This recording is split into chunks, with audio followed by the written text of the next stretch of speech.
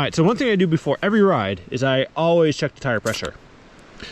So here I have 19 and there was 26 the last time I used this bike. So just to show you that sometimes air just likes to seep out. That's one thing I'm pretty adamant about doing before every ride. 25.8, that's good enough. Close enough to 26. So I have 23.8 in front and 25.8 in the back. So that's right around where I want to be. It's been pretty hot and cold lately, so we'll also take a moment to check our shock pressure.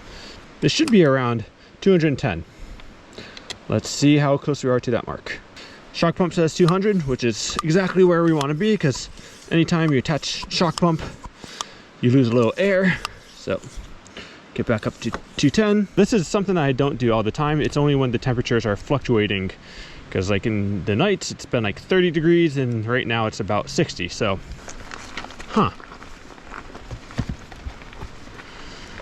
okay, road closed.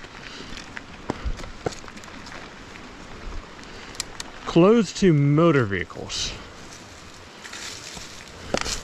Does that include bikes as well? That says caution. Doesn't say can't go. That just says road closed. I think I can still go. Oh. So I'll go up this, and if I find any indication that I shouldn't be here, I'll turn around. That's my protocol. So today, we are in the grandfather district of Pisgah. Essentially, we are about 2 hours away from Asheville. And we're gonna be riding a trail that I've ridden before. I've actually put on this channel once or twice, called Yancey's Ridge. That's Yancey with a Y. It's one of my favorite rides out here because you get a lot of good descents that are just sketchy enough. All right, we're still on the climb, but I forgot about the few sections that you have to go down, and it's actually kind of fun. Oh man, I remember this part of the climb. It's not that bad, but a tad demoralizing at times. This is one of the punchy bits. There's another section that's much worse. And then once you get past that, you get to the good stuff. You know, I always meant to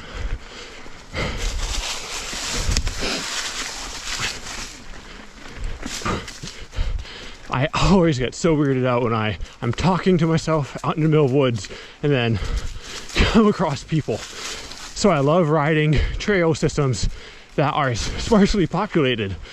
I don't know how some people can just talk to a camera on other people. I can't do it. All right, we've arrived at the turn. It's taking 42 minutes to get to here. So at about 10 to 15 minutes from my estimation, which was a 30-minute climb. Feel like there's a decision to make here. I forgot which way I want to go. I actually think we have a little bit of a fun descent starting right here. Yep. All right, I recognize this. I'm on track. So I think I should have an hour of up and down from here. All right, let's do it. Right up here, the trail should dip over to our right. Yep, here it is.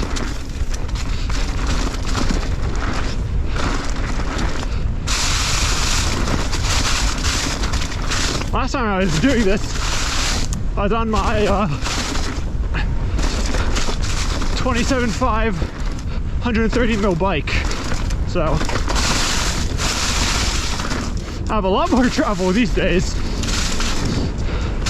hopefully should keep me out of trouble.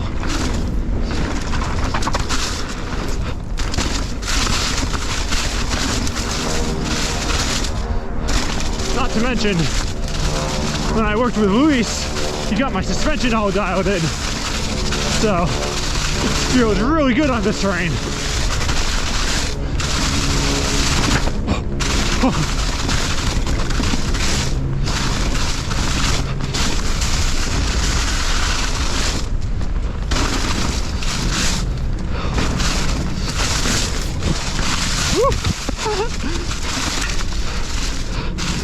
was mentioning, the last time I rode this, I was on my 130 mil 27.5 trail bike.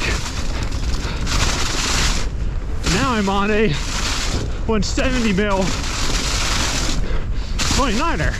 So this thing is so much more of a monster truck. I've always looked at gapping this coming the other way.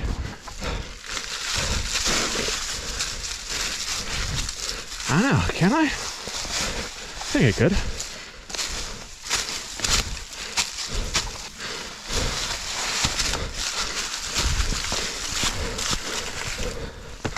I think if I turn around here, give a few good pedal strokes,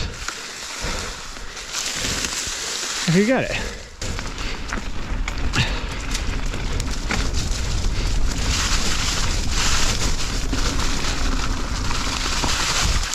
Huh. I don't know. Maybe not today. That might be riding with buddies kind of territory. I do a lot of stupid things, but I also try to manage risk. And the size of the gap didn't look that bad, but especially since I'm riding alone, I think that's one of those things where something could go pretty bad, but I don't think that's necessarily out of my league. Okay, so this is one of the annoying climbs we have.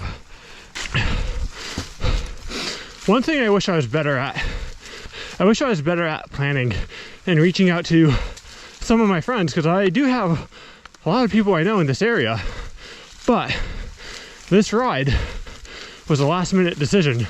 So that's why I do a lot of solo rides.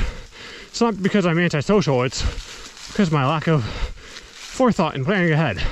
So if I have any of my friends watching this from the area, and you guys are wondering, hey Phil, what the heck? Why didn't you reach out to me? That's why. It's not you, it's me.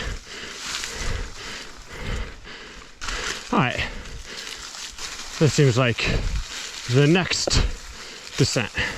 I'm gonna reset the travel to see how much travel we're using on this trail. I have to give a big shout out to Noble back there. I landed on some pretty nasty rocks and yeah, no issues. Oh, I remember this section.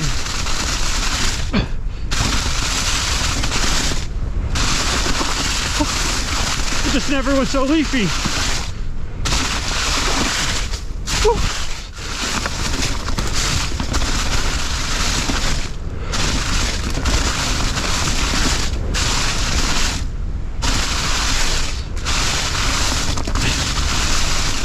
I've never seen that section with so many leaves on it. I know they've been digging out some of these water bars and stuff, and I felt like the chances of me getting swallowed by one of them that was filled with leaves was pretty high. So that's my excuse for not going as fast as I could. I think one big difference between riding in the fall in Vermont and riding in the fall North Carolina is it's actually easier to see where the trail goes in North Carolina, because at least in Pisgah, most of it is flanked with rotos on either side, which gives you a pretty good couloir of vision, and so you know pretty much where you're going, plus or minus a few feet. In Vermont, we don't have all these rotos on the side, and once like the leaves fall, it's just really hard to see where you're going because there's no good distinction between trail and not trail unless it's leaf blown.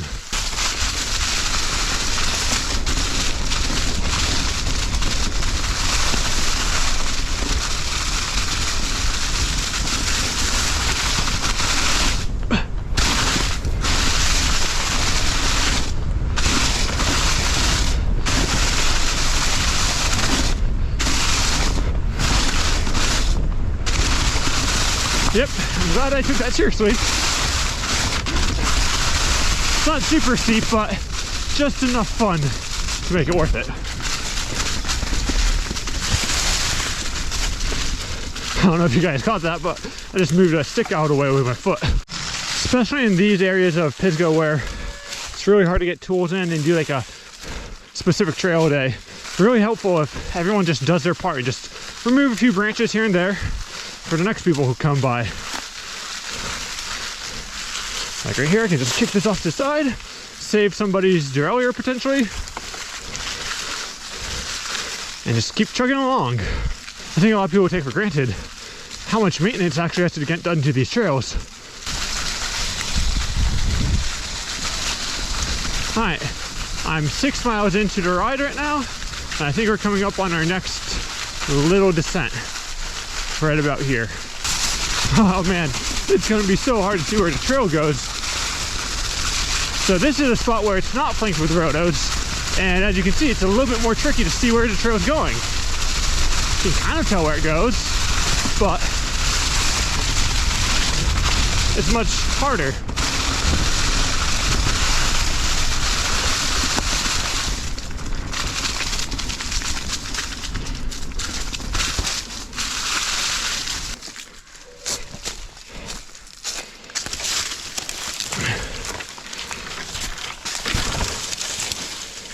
All right, we've come to the top of another quick little climb. I think this one's nothing substantial. I think I have one more good punch before the last descent. At least going based off what I remember of the old trail. Now that they've rerouted the trail, I'm not exactly sure where it's changed. Might be right up here, it might be somewhere else.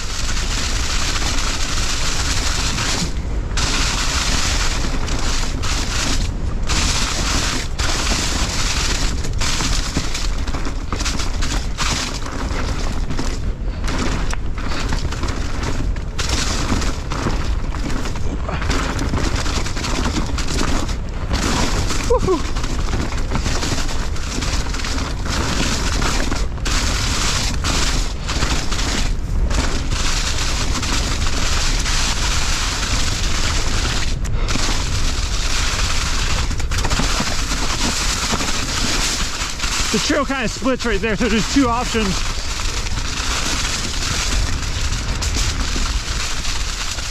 I think the other way is the main trail, but a lot of people get caught off guard like I did and forget about it. So I haven't brought it up in this video, but I used to go to school around here.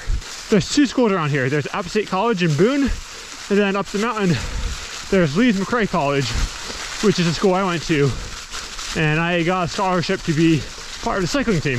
And so I know this area pretty well because I spent 4 years down here. And I also should say, that's where I met Haley, my wife. Get rid of this leaf. Come on, get out of there. Oh, it's stuck in there. That way I'm not riding a dirt bike on the way down. I have a silent hub because I want to hear the trail. I was listening to a few rides I did with Alex, and man, the audio is so good because my bike's super quiet and my hub's super quiet. Whew. So everything just kind of works together and you can have this kind of ASMR experience.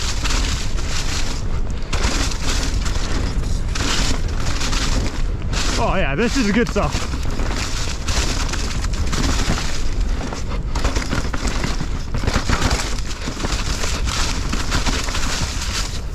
This is why I like Pisgah right here.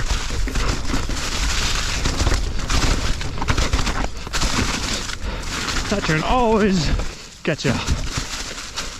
Looks like they blocked off some of these alternative routes. Woohoo!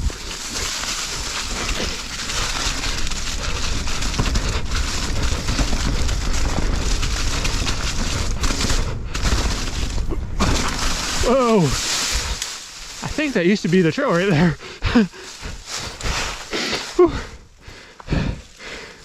Oh, this is a good spot to take a breather.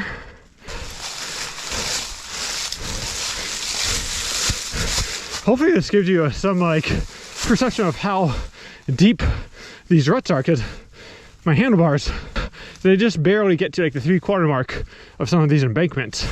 Okay, so we've hiked up and I'm gonna go try that turn that caught me off guard, because it used to go straight there, but now there's this.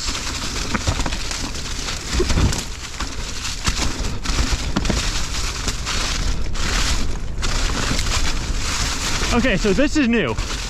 The old trail is to my right.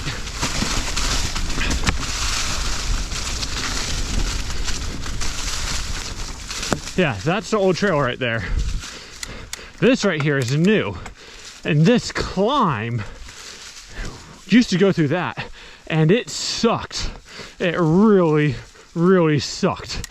So, if this is any better than that, this alone is a huge improvement to this trail.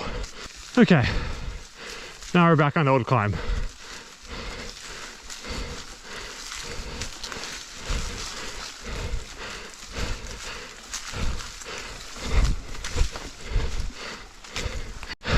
All right, so I just want to take a quick second to mention something here.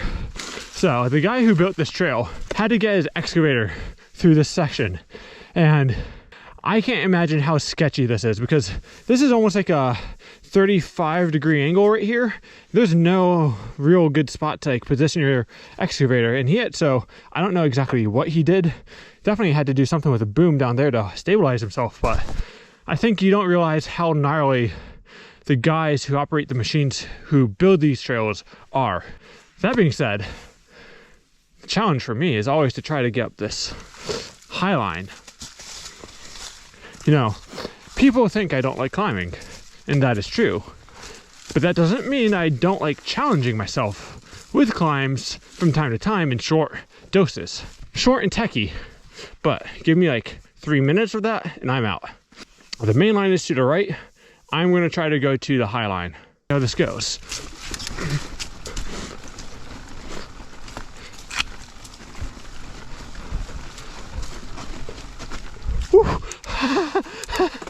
I'm so surprised I was able to get that. My tires were just like on the verge of slipping.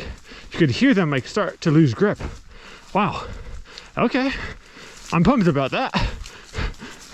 Once you get to that rock slab, you have reached the last bit of the climb. And from here, it should all be downhill. I think the old trail used to go to the left here somewhere, because this switchback is new. That's completely new. Okay, we're off to a good start.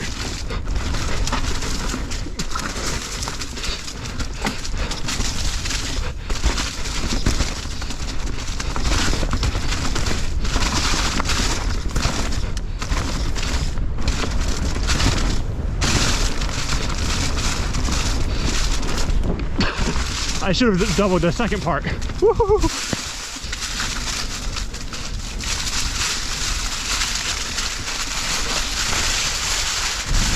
Okay, so this is a little bit more meandery than it used to be. I don't know if I mentioned the story, but apparently they found out that this trail wasn't actually on the Forest Service land, and so they had to do a reroute.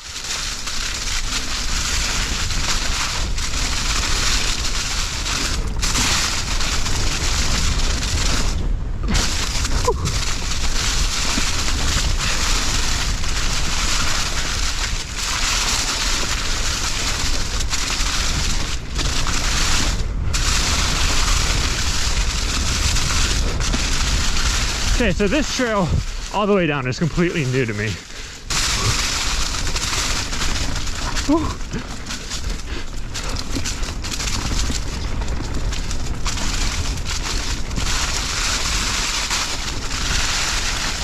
Ooh, what is this?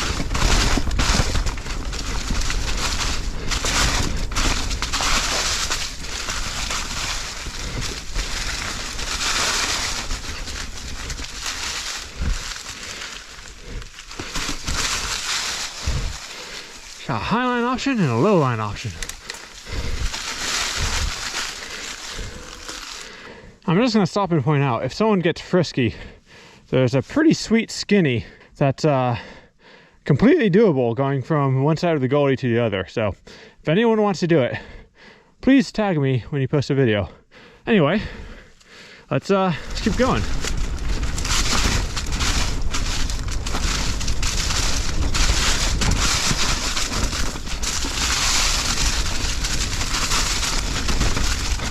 Woo.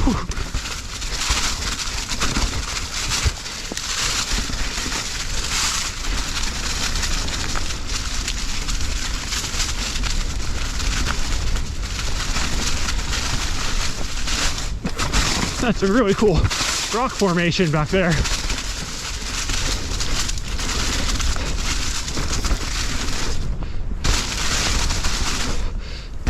Thanks for the double.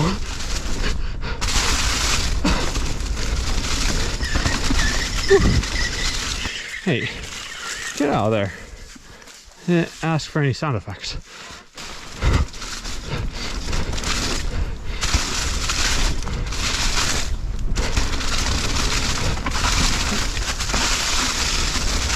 Oh, this part's really fun. Woo-hoo.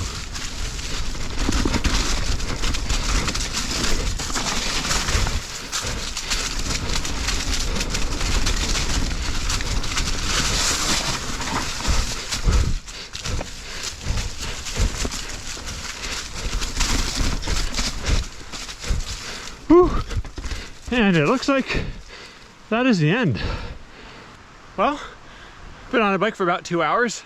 I think from here I have about 20 to 30 minutes back to the car. I will be honest, I think I like the old descent more, but that's me. I like the raw, natural, really sketchy stuff. This new descent was a little bit more mellow, had to work a little bit harder, but I think it's a lot more accessible for more riders. So it's like the old descent was insanely sketchy. If you haven't seen my video where I'm riding Windrock, I'll leave that link in the description below. As always, my name is Phil Metz. Thanks for playing bikes with me today, and I will see you guys next time. Peace.